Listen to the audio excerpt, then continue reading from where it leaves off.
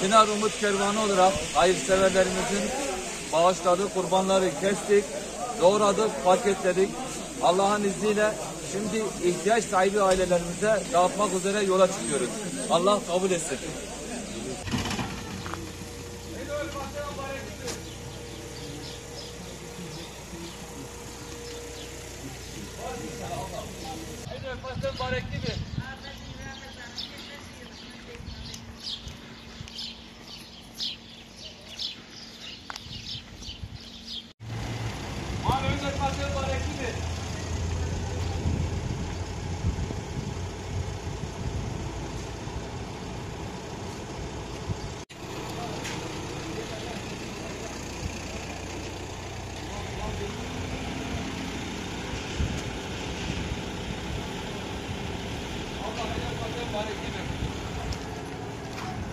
Al.